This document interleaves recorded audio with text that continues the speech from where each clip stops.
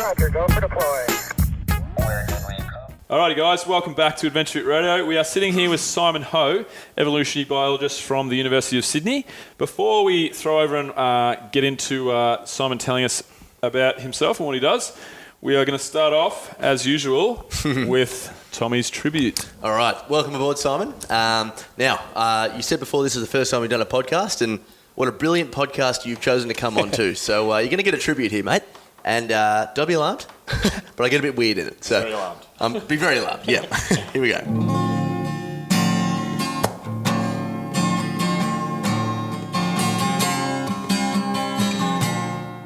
It's always very sensual. So, be alarmed. Simon.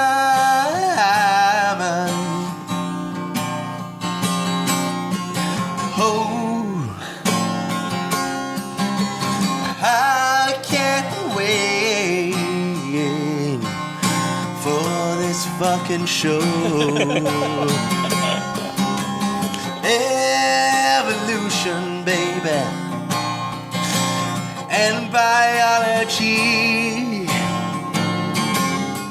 Do you believe in the Almighty? And if so, does he have a bin? I really wanna know. Or do you think that when he dies, there's nothing in the sky?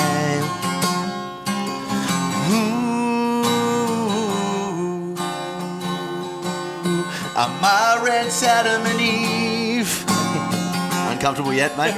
Ooh,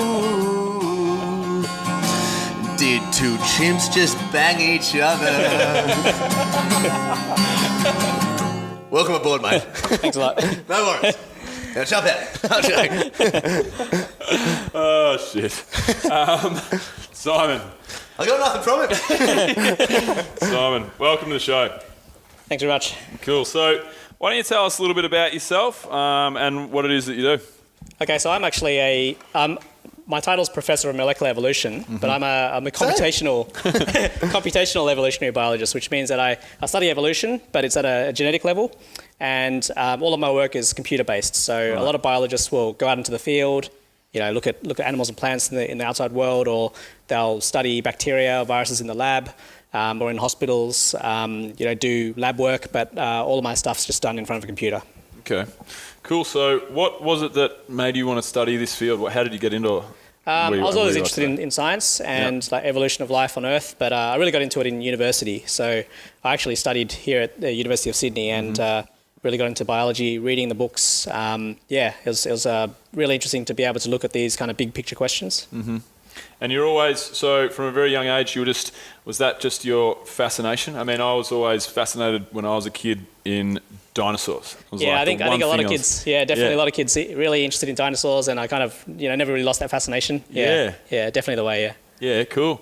All right, so let's go into like evolution. So for the most part, I think I'm probably going to be talking about human evolution. That's just what I'm interested in. So when I talk about evolution, I mean probably humans a lot of the time.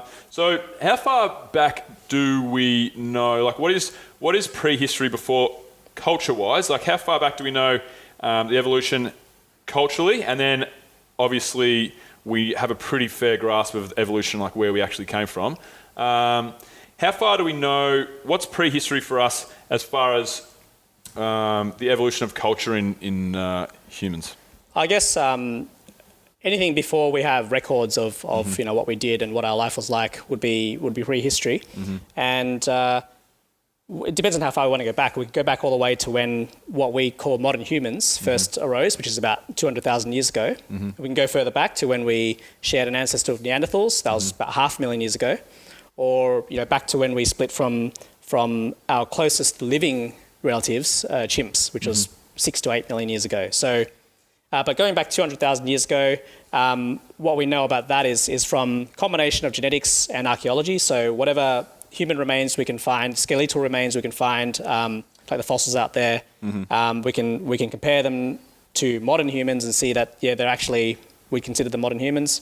But then looking at the genetics, so when we look at genomes from humans throughout the world, we can work out when and where humans dispersed, so we can reconstruct the global pattern of movement of humans. And this would have, a lot of these happened way before any recorded history.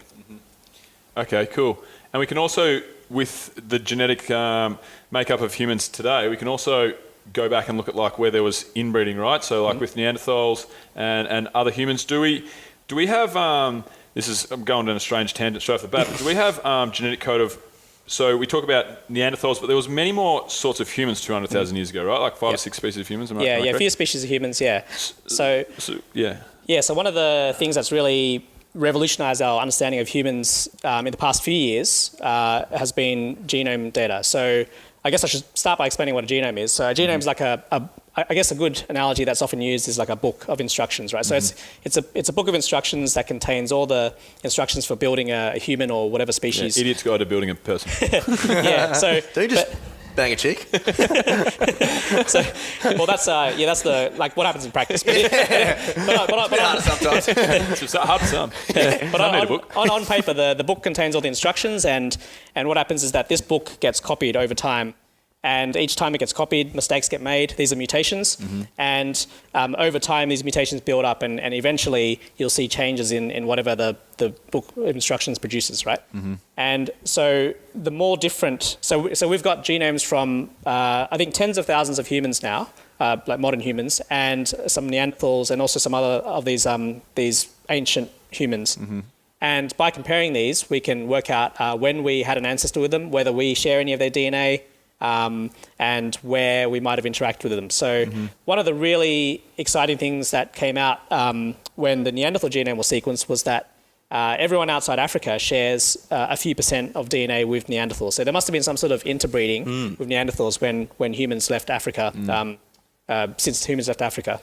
So when you talk about, because I always hear about, obviously there's certain parts of the world that have more percentage of Neanderthal genome in their DNA, DNA in the genome, whichever way. Obviously, I'm not a scientist. But so... More DNA than Neanderthal. Yeah. I don't know. I'm like 50% Neanderthal. Bang a chick. So these other humans, so the humans that we basically, as far as I am aware, we basically killed off. So how come they don't get mentioned like Neanderthals do? Like, was there lots of interbreeding with, surely they're closer to us than Neanderthals, these other species of humans? What were they called? Did we breed with them? What happened to those guys? No, Neanderthals would have been the closest, because we shared an ancestor of Neanderthals only about 500,000 years ago, which is pretty recent on the kind of Earth's timescale. But there were... So I guess Neanderthals are pretty well known because there's a lot of remains. We know that they lived throughout like Eurasia, Europe and parts of Asia. And some of these other humans, we don't really have much trace of them. Like you might have heard of the Hobbit in Southeast Asia. Yep. Yeah. And tell me they're real. Well, so with the Hobbit, this Hobbit genome, the Hobbit human, we haven't been able to get DNA out of it. So we don't know what the relationships of that Hobbit was to other humans. Oh, really? So it could have just been a dwarf. Well, some people thought it was like a disease, but I think it does seem like this ancient human that managed to survive. It was a... Yeah. Oh, wow. Yeah. And then why can't we get the genome? Because it's too hot. The remains are too cooked? Yeah, it's just too hot because, what happens is that DNA breaks down. So normally when we're alive, our DNA gets attacked all the time. There's mutations in our DNA all the time, but we have things that repair the DNA. But when we die, those repair mechanisms stop working and the DNA just breaks down over time. So, and the hotter it is, the worse that becomes. And so the best way to get DNA over a long period of time, surviving a long period of time, is in the ice. But where the Hobbit lives, it's just way too hot. Gotcha. Bugger. So when we talk about because I read a book recently that talked about I think it was The Sixth Extinction. I don't know if you've heard of that book. And it talks about what humans are doing to other, the planet and other species all around the planet. It also talks about like what we've done to our own kin, which is obviously Neanderthals and all the other human species. So if Neanderthals were our closest cousin, so in these other human species that were around 200,000 years ago, who were they? How close were they to us? And what are the theories behind like why they're not around anymore? Yeah, so I guess we're finding out new things all the time. every few weeks there's a new genome published, and it kind of changes our ideas of which species we interacted with and how we migrated throughout the world. Mm-hmm. And one of the interesting ones is the Denisovans, and these were it was almost like a type of Neanderthal, but these are only known from a few teeth and a finger bone from a cave in Siberia. Yeah, so it's really we don't really have much we don't really have much physical evidence of these, but when they sequenced the genome of this Denisovan, it turned out that actually Denisovans contributed their DNA just to Melanesians, which include Aboriginal Australians. So only some humans carry that DNA, and more recently, some East Asians are found to carry some of that DNA as well. So the way we interacted with these is not really well known, just because we don't have many remains of these things, and we don't really know where they were found throughout the world. I mean, like these Denisovans only been found in one place so far. So when you say Denisovans, and you said that you had part of the jawbone, did you say some teeth, jawbone, and a finger? Finger bone, yeah. So, but you're able to get the genome out of those remains, and you're able to say, okay, this is where it differs in the DNA. So that's how you're able to actually say there was a fork in the road here. This is a different species of humans. Yeah, that's right. It's not just like one genetic mutation of a Neanderthal or a Homo sapien. It's a you can tell. Yeah, the overall difference. Yeah. Yeah. Okay. Yeah. Fascinating. So what happened when? Because Neanderthals, everybody has that typical picture of a Neanderthal. They have big, brutish, strong, short, stocky. People obviously associate being dumber than humans, but we're the ones that made it through. Right? We killed them off, and we did, whatever we did to do that. What's the most recognised theory, or what's your theory on why the stronger, quicker, more agile, you would think, Neanderthals who weren't super dumb, why didn't they make it through instead of us? How were we able to be the ones that are sitting here today? Yeah, so Neanderthals were really strong. So you might have heard that like the strongest man alive today would have been weaker than the average Neanderthal. Yeah. Like way weaker. Yeah. But it's really to do with intelligence, right? So modern humans, we had these mutations, and we're able to evolve this higher intelligence, and that would have been a big advantage over just simple physical strength, and that would have enabled us to outcompete these Neanderthals. Okay, so the strongest man alive today would be weaker than the average Neanderthal? Yeah, that's right. Yeah. Really? Yeah. But the strongest man alive, like Brian Shaw or whatever, be able to lift like, 1,000 kilo deadlift? No, 1,000 pound deadlift. But 700 kilo deadlift. Right. But like, let's say like a chimpanzee, that chimpanzees per inch of muscle or whatever, per square inch of muscle are like 5 times stronger than us. Is that right? Oh, I don't know the exact amount. But they're incredibly stronger than us, right? Okay, yeah. They could pretty much pull our arms out of our sockets. Yeah. So it's like you think of like in between, obviously they're much stronger than us. But so when you talk about this is probably nearly one of the bigger questions that I wanted to ask you, and you just touched on it there, I suppose, is so obviously our ability to cooperate and our stronger or more powerful brains are why we made it through, so talk to me about the Great Leap Forward. What happened there?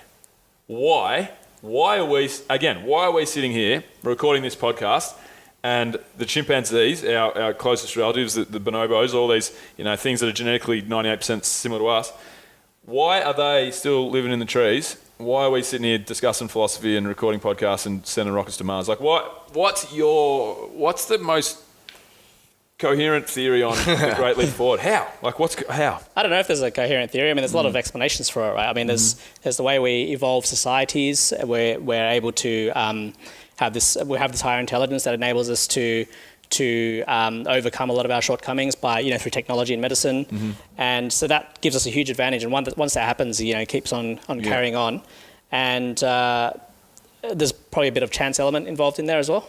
So I think I'm with you, and I think like obviously the societal structures and obviously working together, cooperating, science, technology, and stuff. That's where it's gotten us from from point, let's say, C to D. But what got us from point A to B? Like what when we were at the same level basically as the chimps, and I mean, we forgive me if I'm wrong. We obviously understood how to harness fire. Obviously, and chimpanzees haven't been able to do that. A lot of people talk about, and again, this is all stuff that I've just read somewhere, heard on something, whatever. So it's all I'm just saying words. But is a lot of it maybe is attributed to, correct me if I'm wrong, fire, and then therefore harnessing like the ability to eat a lot more meat and to physically progress so much that like we're at the point A to B where we split in the road.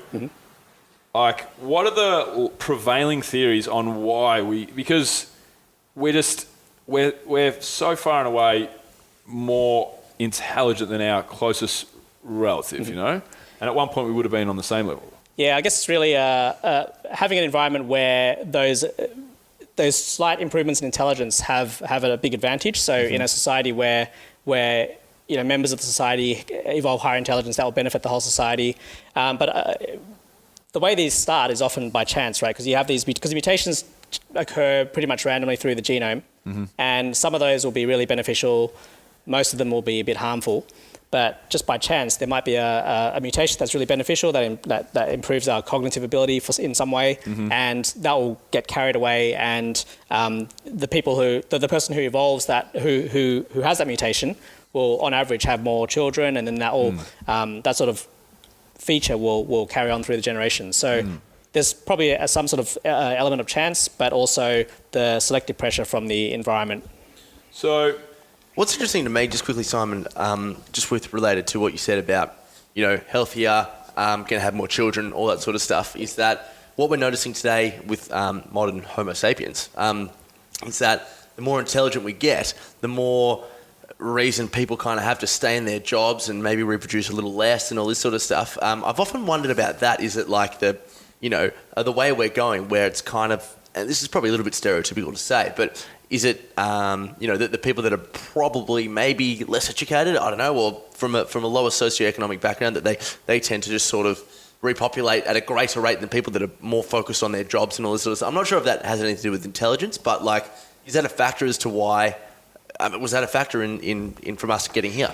I don't know. I think you're kind of opening a can of worms there. I am. Yeah. Very serious. But I mean, controversial can of worms. what we do see is that in developed countries, you see people having children later, having fewer children. Yeah. And so I guess on average, you would see that sort of pattern throughout the world. Yeah. And would that have influenced our evolution as well? Like. Yeah, maybe. I mean, evolution can happen over pretty short periods of time, but not really in that sort of time frame that you're talking about. Right. So some of the best examples of evolution in humans are, one of them is our ability to digest lactose, right? So being able to, as adults, because normally, children, we can digest milk, but then when we grow up into adults, a lot of us can't digest lactose anymore, so we're lactose intolerant. But one of the big things that happened over the past 10,000 years, so 10,000 years ago, humans domesticated a bunch of animals, like including cattle and whatever.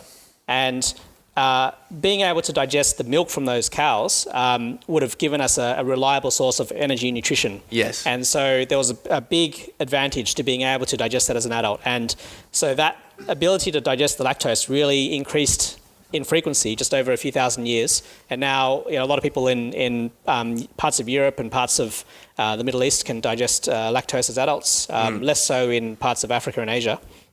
But that's another really good example is humans adapting to life at high altitude. Yep. So in Tibet, there was a genome study of Tibetans versus people from other parts of China, and what they found was that within 3,000 years, they were able to adapt to the high altitude so they can live in these low oxygen environments. And that happened only over a few thousand years as well. Yeah, jeez. So what about the fact that this is, and I really want to stick to humans, but just while we're on the point here of like forcing evolution or rapid evolution, like you say, 3,000 years for the Tibetans, what about the evolution of the wolf into the dog? Like, I have a sausage dog, right? A little Dachshund, a little long-haired, cutest little thing you've ever seen. Yep. And then he walks past a Great Dane in the street. Yep.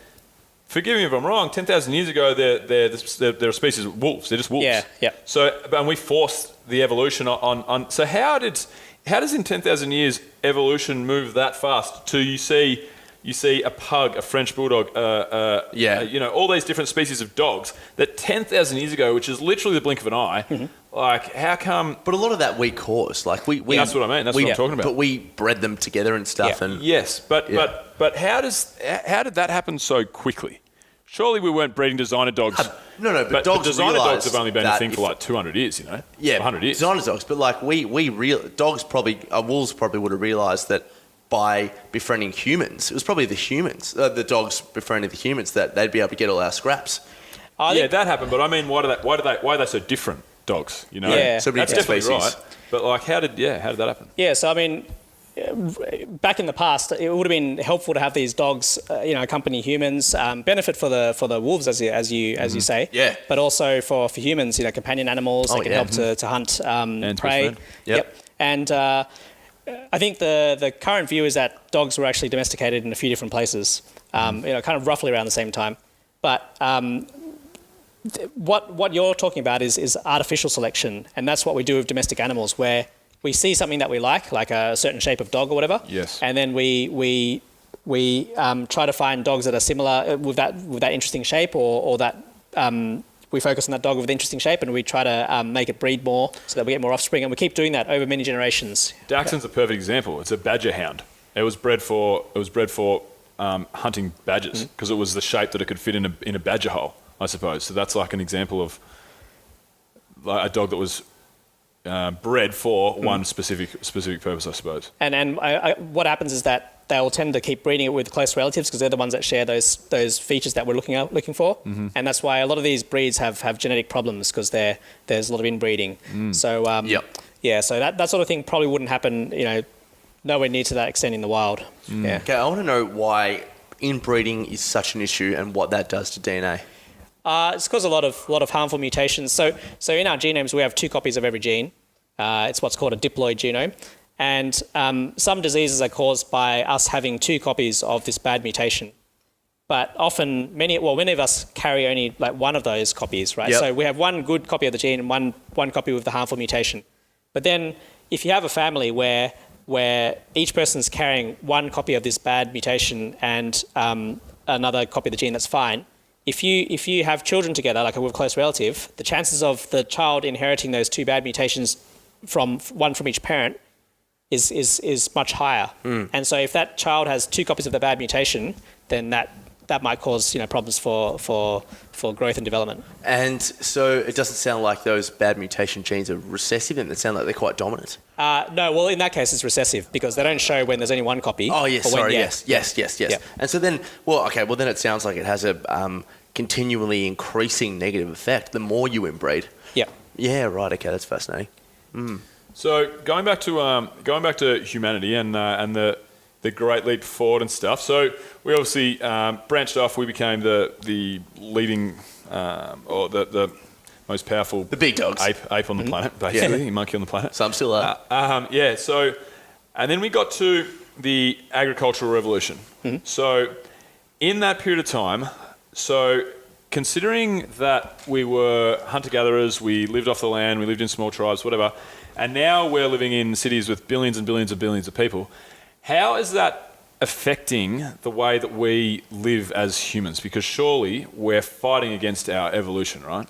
Yeah, one thing that's really changed with all this technology in medicine is that a lot of the things that might have killed us in the past are no longer, it's not as much of a problem anymore. So one of the big examples is like the birth weight of babies, right? So a long time ago, babies that were born with really low weight or really high weight were less likely to survive. But now it's basically flat, like that probability, no matter what weight, but almost no matter what birth weight you are, you have a fairly good chance of survival. That's because of medicine and technology. And so what all that technology and living in cities and everything in the safe environment is doing is that it's actually removing a lot of those factors that would have caused natural selection in the past. So I think that's going to be interesting for human evolution into the future, and that's what makes it so hard to predict what's going to happen, I think.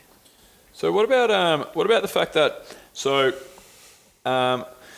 when we were hunter-gatherers, for example, and again, just stuff that I've read in books and like I haven't studied anything. I said in the last podcast we recorded, like I'm just bro-sciencing, the majority of this. Yep. But is it true that from all the studies that we are able to do and looking at hunter-gatherer tribes today and like looking at what people ate from their skeletal remains, whatever, with pre-agriculture, is it true that humans worked less, had a better diet, were taller, were healthier. I know we didn't live as long, but that was like science is the reason, and early and death in childbirth and stuff like that bring the average right down. Like, how do pre-agricultural humans culturally, were they in a better situation?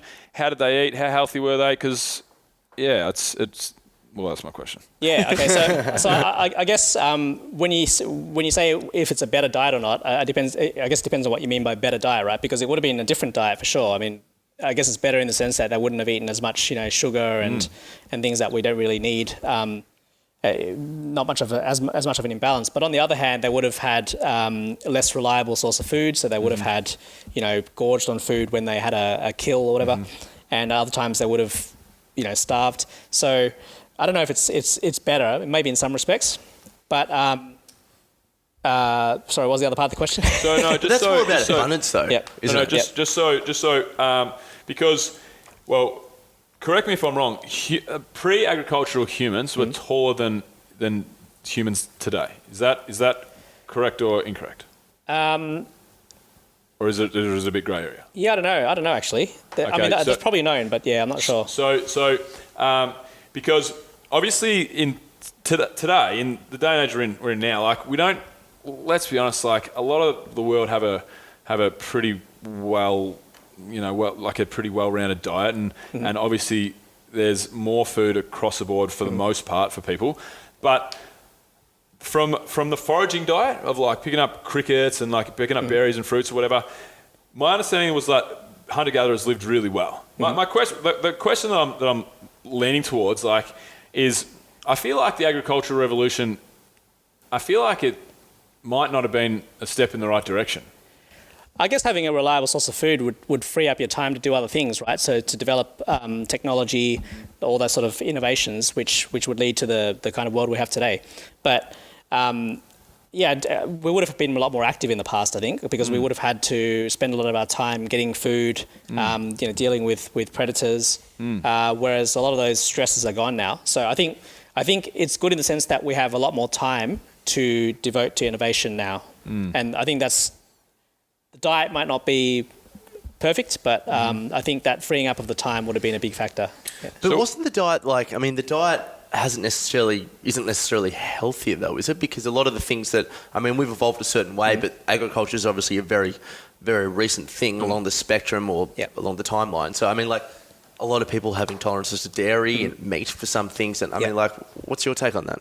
Yeah, this kind of goes back to the example that I mentioned about the lactase persistence into adulthood. Yeah. And so domesticating animals and plants like about 10,000 years ago, that would have been pretty different, had a big impact on our diet. Massive. Yeah, and in some cases humans have evolved to deal with that, like evolving the ability to digest the lactose. So even in the past 10,000 years? Yeah, right. Even over that sort of time frame. Yep. So I think even though the diet's changed, we in some ways we've responded to that. Okay, sure. And then so I do have a question with this, but why do we have an appendix?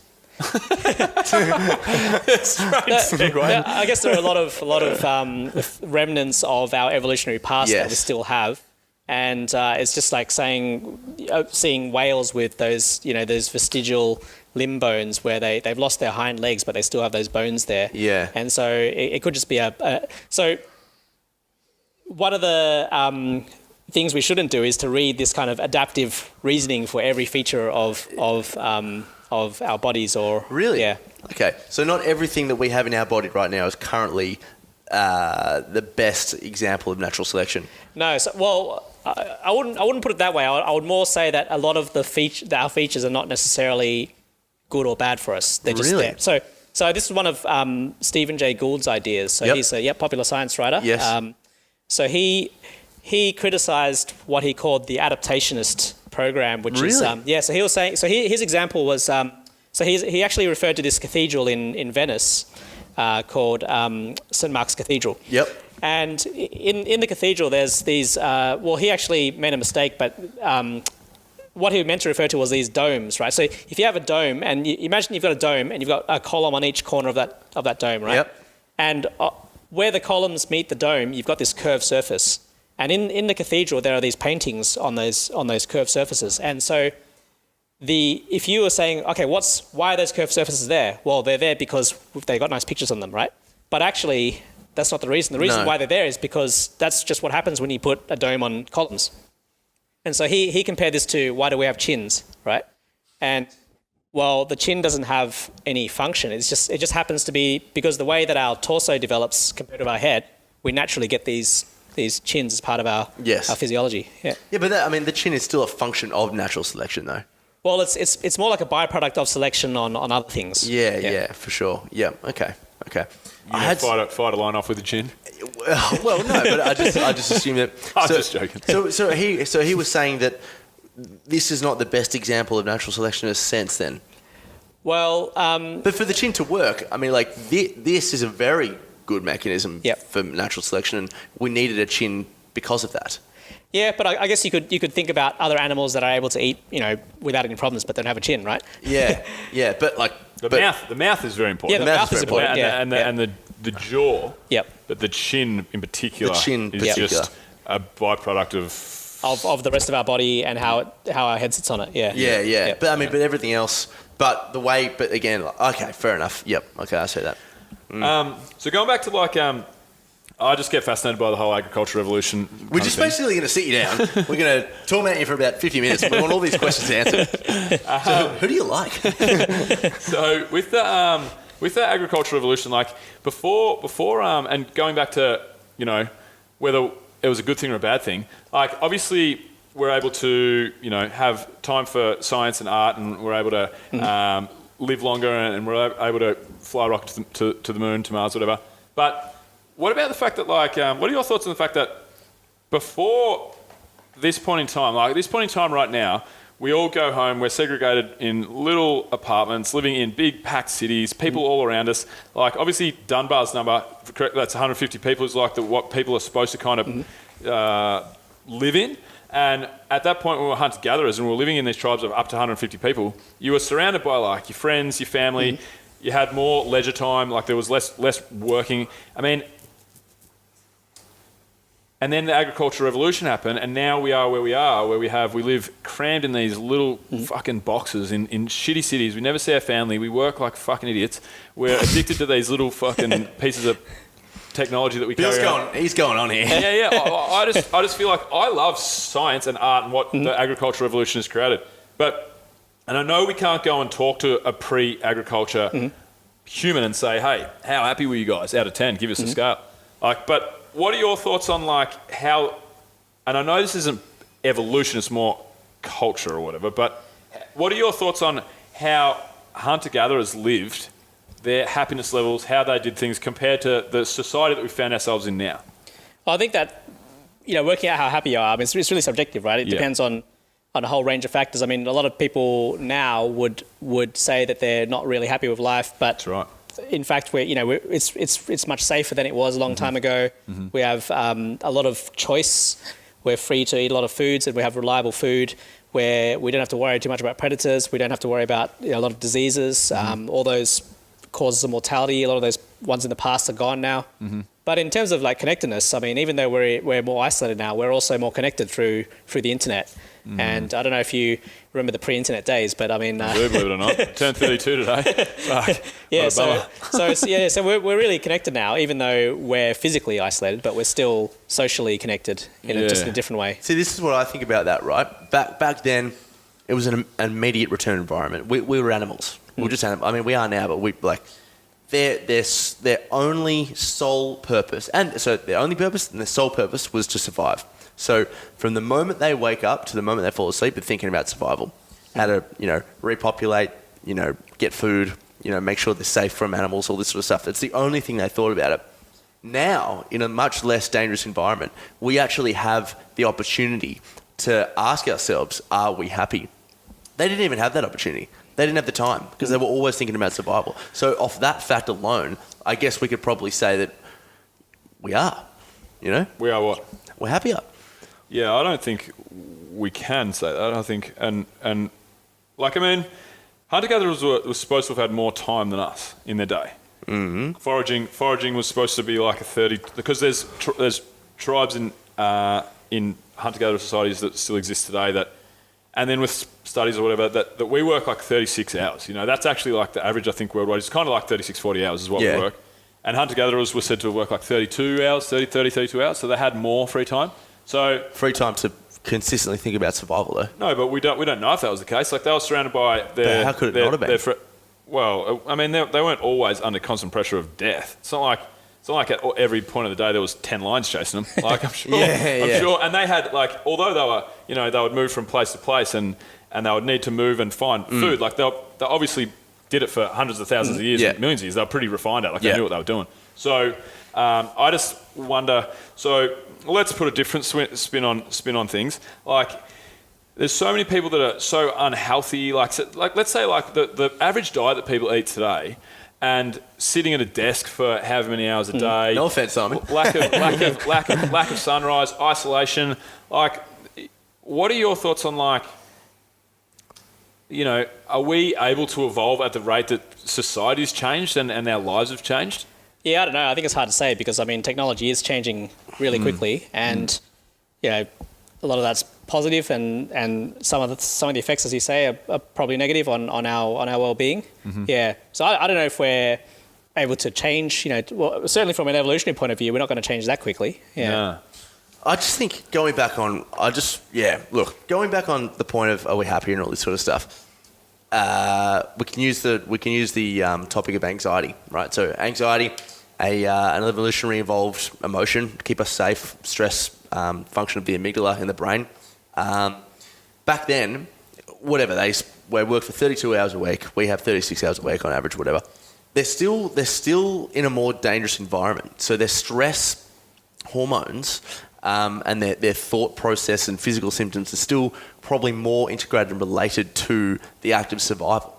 And if we think about cortisol in our body now, what that does, it suppresses human growth hormone, suppresses all these things. It makes it harder for us to feel the hormones of what we would normally constitute as pleasure or happiness. It just makes sense to me that purely on like a linear scale, like the more anxiety you have, the less happy you are, and the less anxiety you have, the more happy you are. I just assume that, you know, irrespective of the fact their lives were simpler back then, and you know, yada yada yada, they just were more stressed. You know? Yeah. I don't know. At a guess, they may have been. Yeah, well, they would have had to have been. No, but I mean, but think of it right now. Like think of it, and I may be wrong too. We're both just throwing ideas out there. But like, if you get on a plane, there's a chance that you could die. You walk across the street, there's a chance that you could die. If the chances of dying in a plane are like 1 in a million, right? Yeah. Very, very limited. But like, if you're a human and you're kicking around in Africa, like, surely it's not like, it's like being a fish in the ocean, right? Every fish in the ocean isn't worried that a shark's going to bite it and kill it every second of the day. Yeah. You know what I mean? You're part of a pretty well-rounded ecosystem. Like, sure, I reckon there would be predators and stuff that you got to worry about, and the time would come you have to fend for yourselves and whatever. But surely they weren't like just fighting off lions and kicking tigers and punching elephants. Not all the time, but I feel like and then I'll let you jump in. Sorry, but like generally speaking, they were probably more aware of the need to survive than we are. And you can look at it from two examples. Like right now, we're in a room now that's air conditioned to a minus fucking 4 million degrees here, but we're quite safe. So our natural rational anxiety is quite low because we're not in a stressed environment for the need to survive. You can speak to if you measure the stress hormones or the anxiety level of a young child in Raqqa right now, or in Syria. Well, Raqqa is Syria, I believe. Why do you keep saying Raqqa? I don't know. I'm just fascinated by it now. Or the Middle East right now. You mean Iraq? Yeah, no, Raqqa. I don't know where Raqqa is. I believe it's in Syria. Do you know? Yeah, I think so, yeah. It is in Syria. Right. It's in Syria. I believe it is in Syria. I thought you were meaning making a nickname for Iraq. No. You're in Iraq City. Why do you call it Iraq? Iraq. Do you call it Iraq? Iraq. Tomato. Yeah. Let's call the whole thing off. Anyway, so I am less stressed than someone over there, someone in the Middle East, in a war-torn country, right? I am less stressed, I believe, than someone living pre-agriculture who couldn't build all these walls and couldn't have all these survival mechanisms just all very well catered for. It just makes very clear sense to me that I have more of a potential to be happier than those other people. It also depends on what makes you happy, right? Because now what makes us happy is Safety, not mate. just, Well, That's what I'm saying, Simon. but we take that for granted, right? Well, yeah. That's the thing, because back then that would have been a really pressing issue, whereas now we don't worry about that. So we could take it for granted. We're not automatically happy that we're safe. Because it's something that we're just used to. Probably a really fair point. Have you read Tribe by Sebastian Junger? No. So Tribe talks about tribes, basically. It's nearly as good as Sapiens. Sapiens is my favourite book on evolution, culture, society, whatever.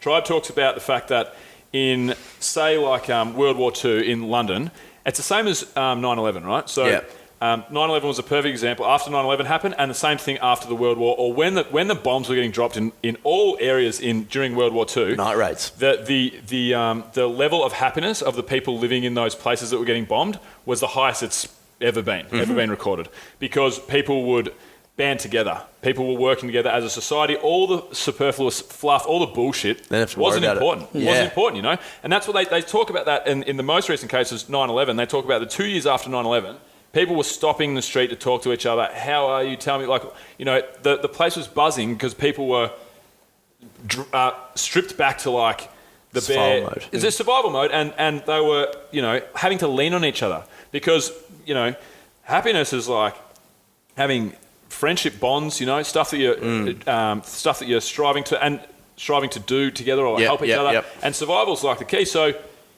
playing devil's advocate, and that's all we're doing. We're just making up theories, but like they might have been happier than ever because they got lions chasing them down. That's like I do not have a rebuttal for that. That's well, really. you should. This book, Tribe by Sebastian Junger, is one of the most fascinating books. It talks about a different range of like a number of different things that talk to the point of, and this is my biggest point and questioning behind this whole thing, is that agricultural revolution is it good or bad? And there's another example of, actually there's countless examples, but like one thread in the book Tribe, which talks about the fact that when the Spanish, for example, went and conquered Mexico and Central and South America, there was a lot of Mayan children that were taken into Spanish families, right? Yep. And then there was lots of Spanish kids that were stolen and taken into indigenous Mayan societies as well. So every time that it happened that an indigenous Mayan child or person, or an adult, would go into live with the Spanish under their rule and live the Western culture, every time that they would have a chance to sit down with like a tribal elder, they would go back to the tribe after one conversation. There was never a case of them staying and living with the Spanish. On the other case, every time that somebody went from the Spanish and lived with the Mayans, lived more of a subsistence, more of a natural lifestyle, they could never bring them back. Really? There's so many cases of Spanish not getting, and this is adults, not getting taken as kids and going, oh, you know, I've been taken as a kid, but I want to stay with these guys because their lifestyle's better. There was countless cases of the Spanish defecting, going, I've seen what these guys are doing over here. I'm fucking going to do that. I'm not living. This is shit over here. This is how it should be. So this is like to the point of like agricultural revolution. I mean, obviously the Mayans had agriculture. I get that, but it's more of a small societal bond than we have in the West now. Basically, more primitive. More primitive slightly without being rude, weird. You know what I mean? Like, what are your thoughts on like that a bunch of bullshit I just talked? I don't know what to think of it. I mean, it sounds like you've got a pretty convincing kind of. I didn't make the argument, mate. You've got a good pages on the book. You've got a good summary. Good summary. Yeah. Yeah. I just think it makes sense because it sounds like that way of life is probably more natural to the way we've evolved. It's got to be it. Yeah. So what about with like and this is just throwing again like hypothesis out there. So how do you think humans will continue to evolve? Like with the surroundings around us, like what are we going to look like in hundreds of years with the lifestyle that we're in now? Like how are we changing, and what evolutionary over time, if we stay the way we are now, like what are the things that are going to happen? Yeah, I think I've read a few different ideas about this, but nothing's really that convincing because there's just so much uncertainty, and the role of technology is going to change so much. and it also depends on what's going to happen with the environment, or like a global change, whether the climate's going to change, or how much it's going to change, whether we make a lot of species extinct, and all of those things will affect the kind of course of evolution. But I think it's hard to see what's even happening on short time scales, just because evolution usually happens fairly slowly. I mean, if we look at humans over a few generations, we don't really see much change. But when we're looking at thousands of years, we do see that change. And in some recent studies, so now we have genomes from tens of thousands of humans, and there was a really big study just a couple of years ago looking at any changes across this huge panel of human genomes. And one thing that they found was that there's our population has just been removing these mutations that shorten our lives. And so what has been happening over a period of time is that all these mutations that cause us to die early, they've been removed from the gene pool. Right. Yeah.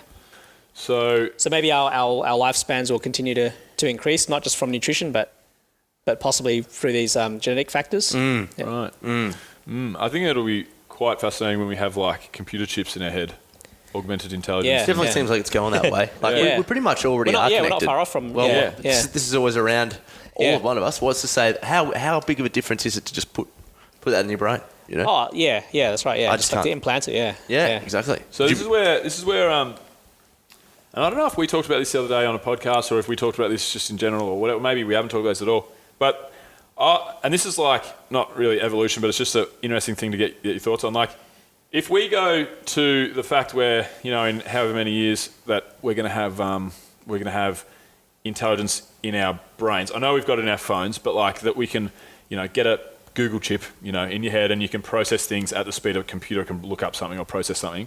When that happens, I believe, and this is a fucking horrible thing to say, but I believe that will be the point where humans will take the fork in the road and there'll be Homo sapiens, which is like,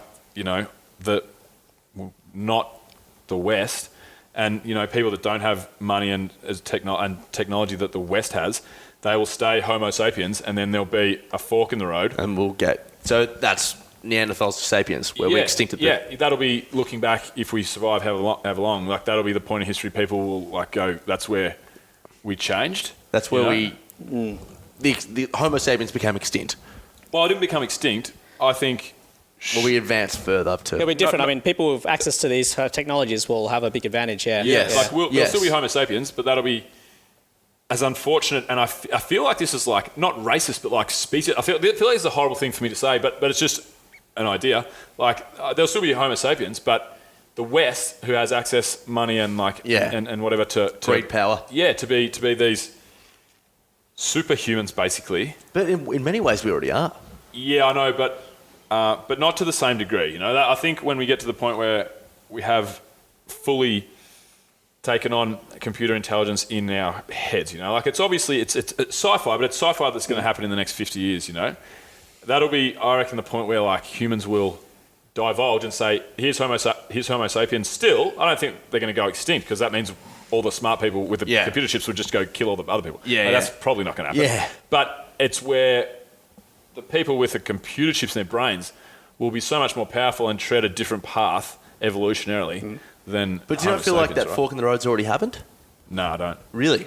No, I don't. But so all of the non-Western cultures who don't have access to the internet. You're saying there are different species already? No, they're not. That's what you just said. No, but you didn't say that. You didn't say that we'd become a different species. No, I did. That's what I was saying. But Fork in the road, Homo sapiens, and another disadvantaged. No. I mean, Homo sapiens, stay Homo sapiens. Okay. Is that a different species or is that a different like sub-branch of species or whatever? Like Homo erectus to Homo sapiens, different species? Yeah, different species, No, that's precisely what I was saying.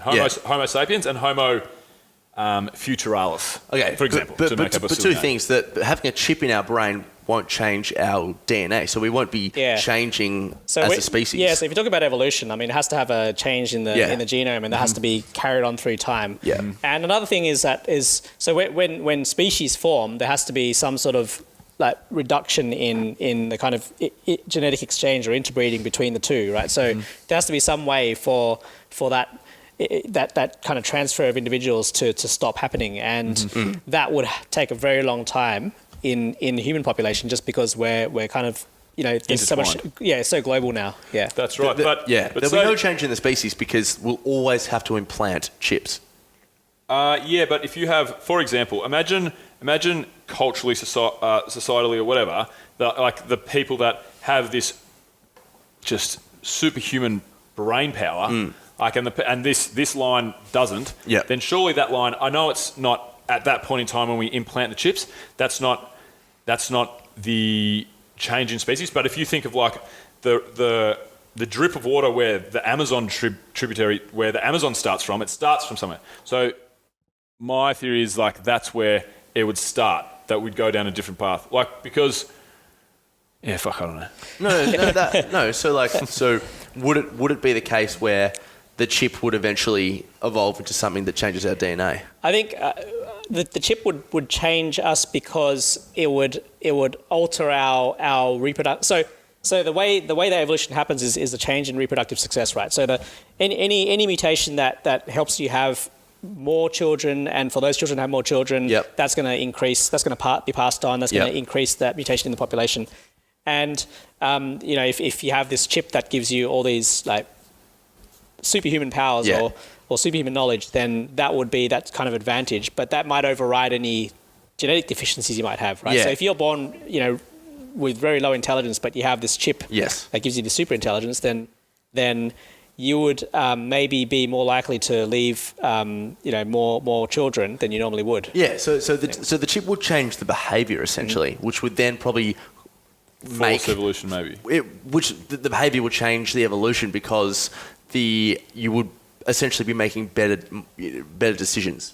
But this is what I think, right? Because again, going back to that thing of more advanced or societies in this day and age with access to greater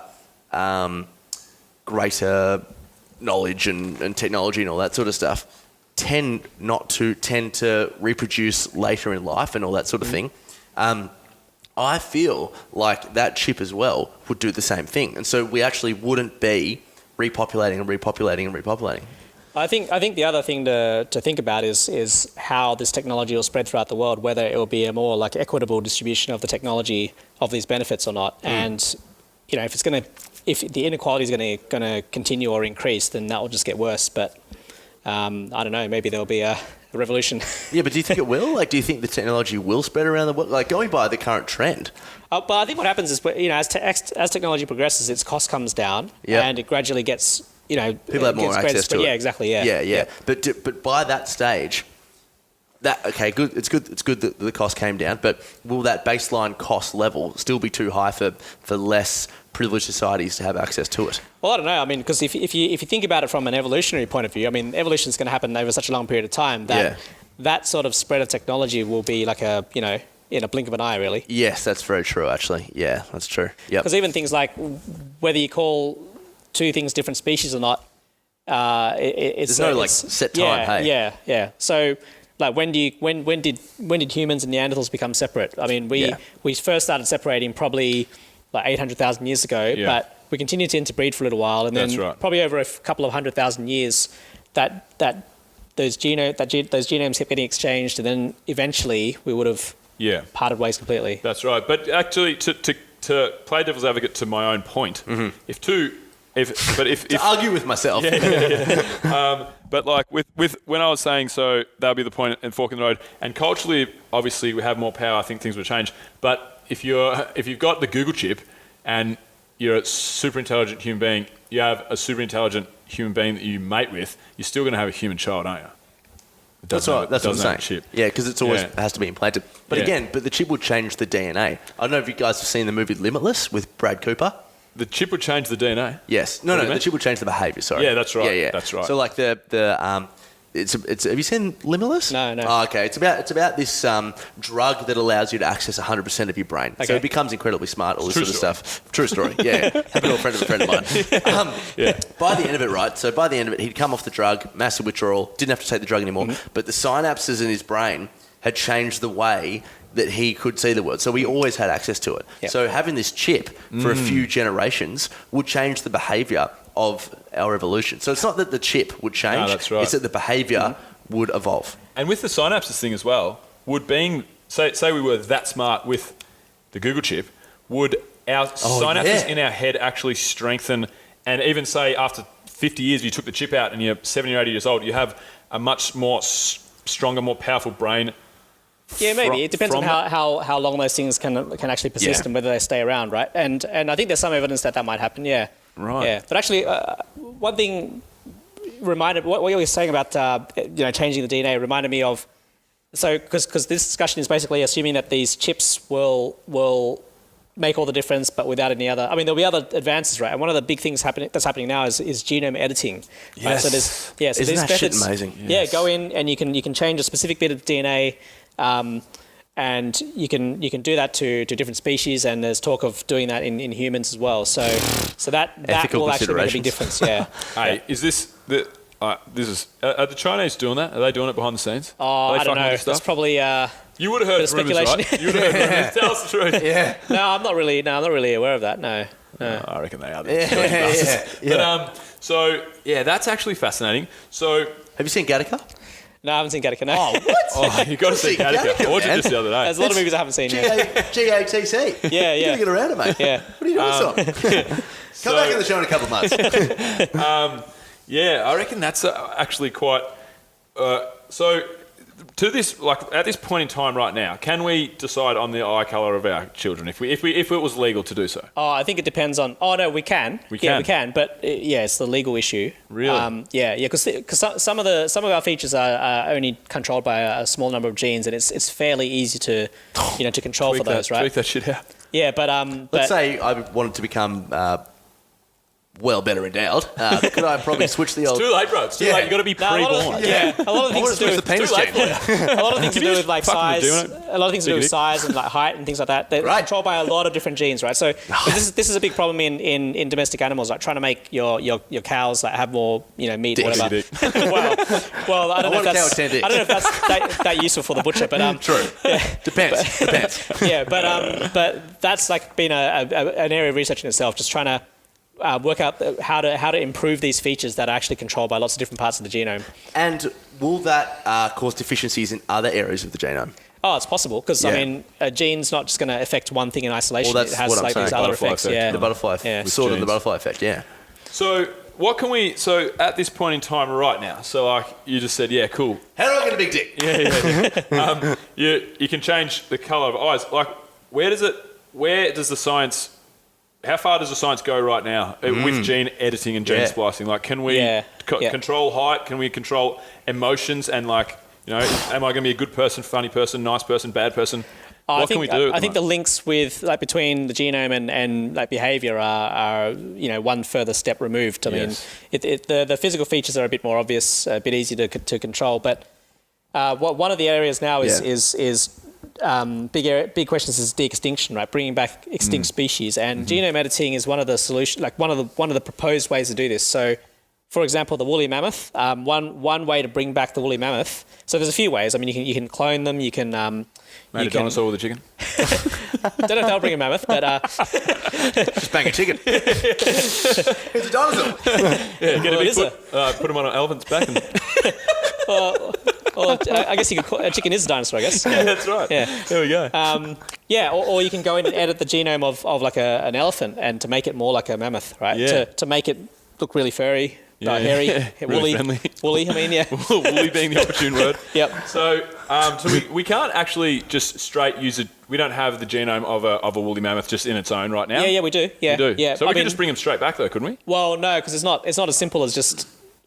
Because you've Alive. got maybe like in Jurassic Park. You turn your live on? Oh, you weren't turning your live on. I've always wanted to ask about. I've always wanted to ask about. They made it look easy in Jurassic Park, but even if you have the genome, it's only part of the instructions, right? There's all these other effects, like it's called epigenetics, where it's these changes that occur even without any changes to the genome. And one of the examples is like all of your cells in your body have the same genome, pretty much, but how does the cell know to become a liver cell or a brain cell or whatever, right? And that's all because of like switching genes on and off, and we don't know how that works in a mammoth.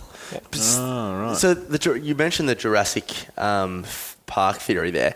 Is that a theory, or is that pretty well based on evidence? Because it seems plausible. Well, the original idea I was in the movie. Yeah. I like it. Yeah. it was a Yes. pretty coherent sort of story that they had, but Right, yes. it was all inspired by. So in the 80s, people thought they managed to get DNA out of these insects trapped in amber, right? Yeah. And the idea behind Jurassic Park is that the mosquito bites this dinosaur, then it gets stuck in this amber, and then the amber forms this shield around it, Yeah. and then you can get the dinosaur DNA out of the mosquito. But now we know that DNA doesn't survive for that long.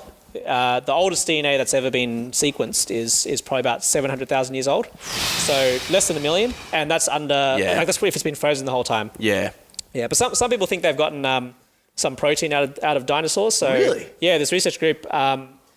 So they studied collagen, which is it's a really stable protein, and they reckon that they've gotten fragments of that collagen and worked out the sequence of the amino acids that make up that collagen. Really? Bits of it from this. I think it's almost 100 million years old. Yeah. So could we not? So you said the furthest DNA sequence we've gotten back to is 700,000 years. Yep. Could we not therefore theoretically bring back some sort of pre-evolved sapien? Yeah, well, we have all the genome data for Neanderthals, right? So we do have the genome of Neanderthals. We also know a lot of the epigenetics of Neanderthals because we know what chemical modifications happen to the genomes as well. That's been studied, but I think we're still a long way off from that because there's a lot of even if you've got the genome, what do you do with it? Do you put it into a human cell? Yeah. And that's going to be different from a Neanderthal cell. Yeah. Yeah. So you can't just grow it itself. No. Yeah. No. I guess you'd have to get like stem cells or something like that. But Yeah. But there's also, there's a lot of ethical barriers as well. I know. That's but probably the main wouldn't thing. that be fascinating if you could? Like, would you want to do that? Would you be for I don't or know about against? an ancient human. That'll be pretty. There'll be a lot of ethical questions, I think. Yeah. Yeah. But in terms of like bringing back other extinct species like a woolly mammoth, there's a lot of. It's pretty controversial. Some people think it's immoral. Yeah. It's a tough one. Scientifically, it'll be interesting. But Yeah. What are the ethical concerns about bringing back a woolly mammoth? Oh, because you're only bringing it back by itself. It's got no one else in its population. For the health and well-being of the woolly mammoth. Yeah, the environment's changed since they were alive. And what's the purpose? Is it just for us to gawk at, or is it for to study and see the behaviour? Oh yeah, it'll be interesting from that. Yeah, definitely. Yeah.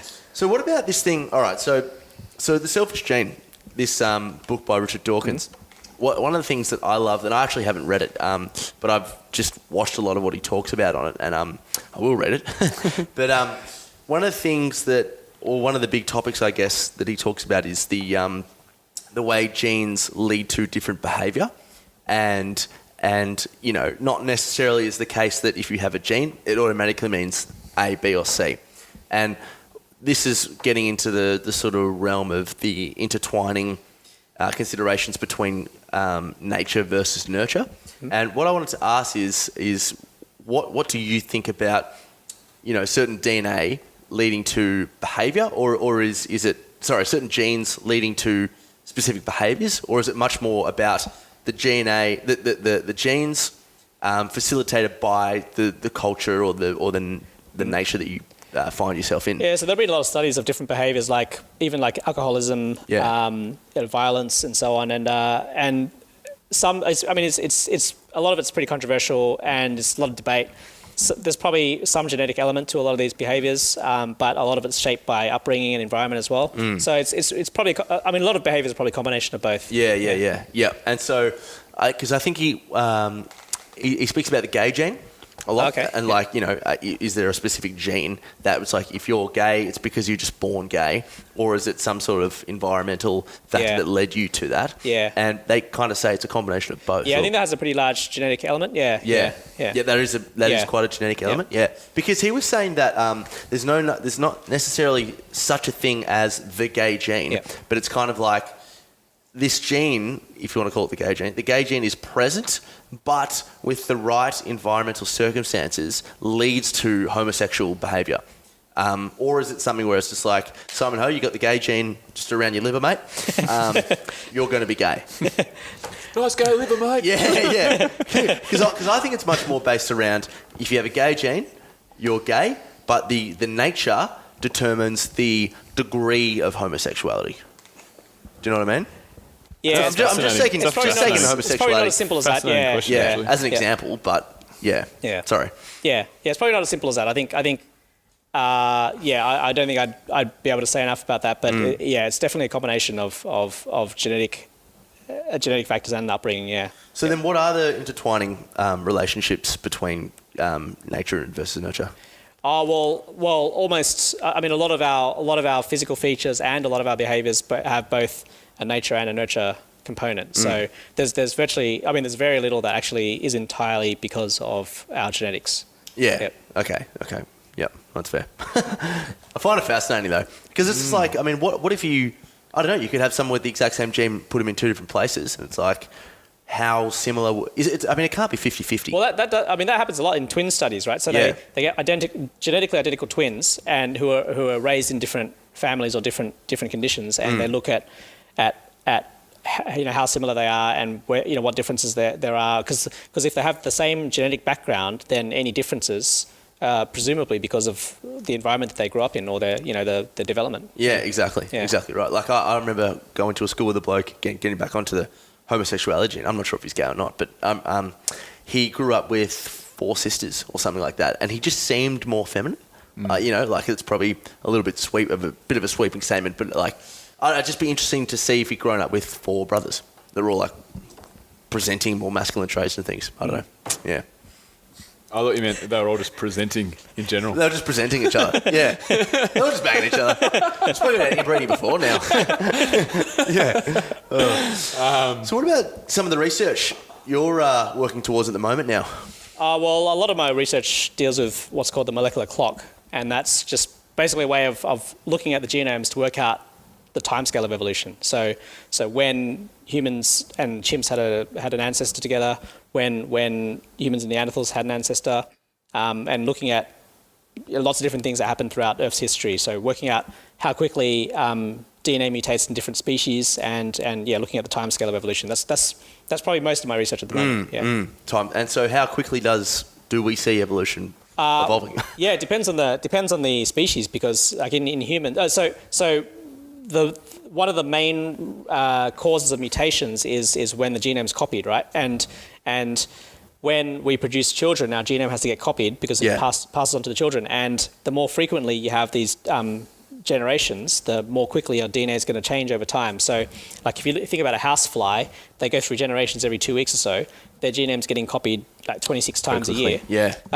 26 times, at least 26 times a year. Yeah. Because they get copied many times. But humans our generations are spaced apart about 25 years. So we'd have 25 times 26 times fewer mutations than a fly if it's just like a kind of simple relationship. Yeah. So that's one reason why we might have different rates of genome change. Yeah, for sure.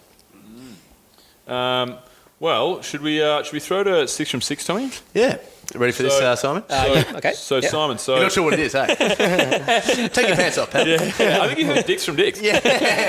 What? That's what you want to hear. Next person's It nurture, sounds a Simon. bit funny here. Selective hearing. Yeah, that's right. Talk about stress selective hormones. hearing. They're up. So we've got 3 questions from me. We know we've got to get you out of here, so we normally wrap up with 3 questions from me, 3 questions from Tommy. Yep. I normally start us off. Ready to go? They're pretty easy. They're not too stressful. Yeah. So my first question is, your favourite travel destination on the planet, somewhere that you've been that you just highly recommend, you love to get out to? I've been to. I'd like to go to Japan. I like traveling to Japan. I've only been there once. I've been to Okinawa, which is an island it's actually closer to Taiwan than to the main islands of Japan. But just the quality and the diversity of the food in Japan is pretty amazing. Great. Cool. Yeah. Good answer. My second question is, dream destination, top of your bucket list that you haven't been, you can't wait. Yeah, that's a tough one because, I mean, as a biologist, there's a lot of really amazing places with amazing animals and plants.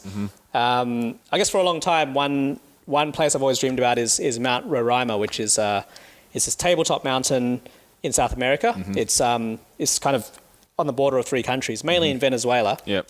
But it's pretty big actually on the top, so that the flat surface is about a few dozen square kilometres, but on every side it's got these sheer cliffs of a few hundred metres, vertical cliffs, and there's only one way you can get up this mountain without climbing gear.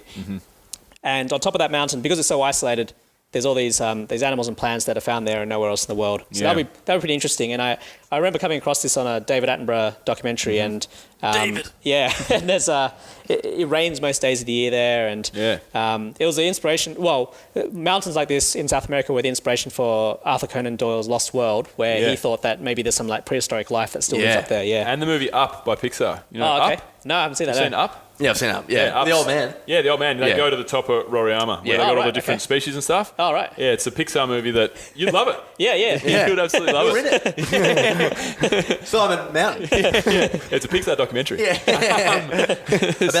Simon. Yeah, that's sick. So my last question is, any book that you like to recommend to people, or you buy people for Christmas, that can be any sort of book, can be fiction, non-fiction, can be biography. I guess there's a lot of good popular science books out there, and I've read a lot of Richard Dawkins, Stephen Jay Gould. So a lot of the books by them are really readable, really interesting. What's your favourite if you had to pick one out of those two guys? God Delusion. Oh well, yeah, that's a controversial one. I like It is controversial. I like Unweaving the Rainbow by Richard Dawkins. That's a pretty good one. Yeah. Have you read Spot's Magical Christmas?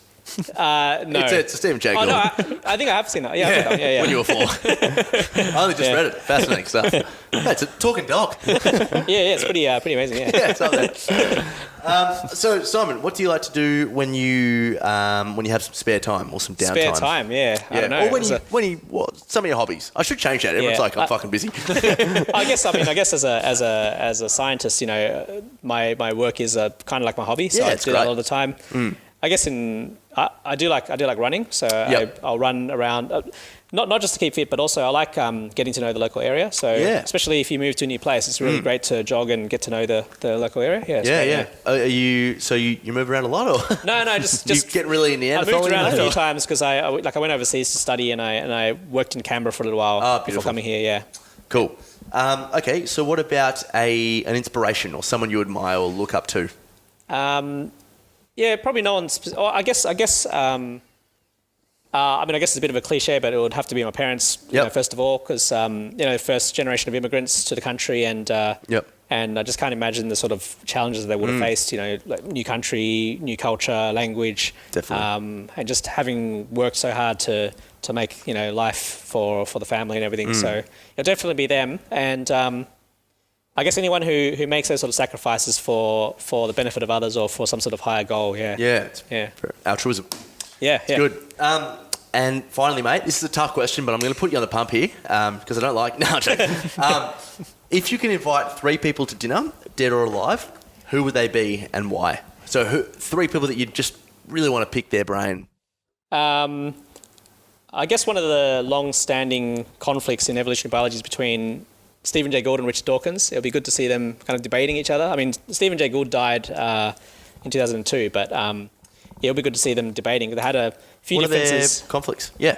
Yeah, so one of them that you kind of mentioned so Richard Dawkins is an outspoken atheist. Yeah. But Stephen Jay Gould kind of argued for a separation of science and religion, thought that they couldn't really inform each other completely. But there's still a place for religion? Well, he said that science couldn't speak about the issues that religion dealt with. Really? Yeah, he thought that he called them non-overlapping magisteria. That was his term for it. Don't know about that. That's my whole thing with. I mean, I'm nowhere near as studied and smart as those guys, but that's my whole thing with the agnosticism we were talking about before. Yeah, I think science can clearly negate a lot of things that religion can. But yeah, anyway. And they had a few differences in terms of evolution. Stephen Jay Gould thought that there was a lot of chance element in the evolution of life, whereas Richard Dawkins thought that there's only a certain number of solutions that life can reach in evolution, and it will tend towards those. So you get things like intelligence evolving in dolphins and humans, or in octopus as well. But whereas Stephen Jay Gould thought that a lot of it was just chance. You get the asteroid wiping out dinosaurs or wiping out whatever, and there'll be new life forms taking their place. A lot of chance. Yeah. So I think it's 1-1 at the moment. Okay, that's cool. Yeah. So those two? Sorry, yeah, so that's 2, yeah. It'll be good to see what Charles Darwin thought of all the progress we've made in evolutionary biology. It'd be a great But conversation. I don't know, it'll be a bit serious. Maybe you need a bit of comic relief. Jennifer Hawkins. No, I don't know. I hear she's hilarious. Maybe a Nice comedian. pair of Richard Dawkins. A comedian Great sense to of moderate. tits. I think I'll lower the tone a bit. I think we'd still want it to We still want it to be an informative debate, but maybe a bit more lighthearted, yeah. Yeah. So who's a comedian that you love then? I don't know. Who Maybe wants you to say him, mate? Who wants you to say Tom Hurd from Venture Radio? Yep, top pick. Maybe maybe Ricky Gervais or Steve Coogan or something like that. Yeah, Mate. Yeah. Ricky Gervais, number one. Yeah. So you're an atheist. Well, like most evolutionary biologists, yeah. Atheistic. Most evolutionary biologists are pretty atheistic, are they? Or? Yeah. I mean, if you look at the stats, I mean, more so than physicists and chemists, for example. Yeah. Among scientists, yeah. Yeah. Yep. Well, mate, that was the show. That was great. Finally, Simon, where can people find you? Anything you want to plug? Now's the time. Look right into the camera. Oh, well, I run a research group. It's got a long name, Molecular Evolution. Sorry, I've got it wrong. You don't have to look right in the camera. If you don't want to. Simon Host, X Machine. Molecular Ecology, Evolution and Phylogenetics Group here at the University of Sydney. Yep. And what's the abbreviation? MEEP. Oh, nice. MEEP, yeah. Yep. yeah, exactly, yeah. Yep. So all our research is on there, yeah. Great, Yep. great. Cool. Awesome. Well, thanks for coming on the show, Simon. That was All right, great. Great, Yep. thanks a lot. And that's a wrap. Discovery Roger, go for deploy.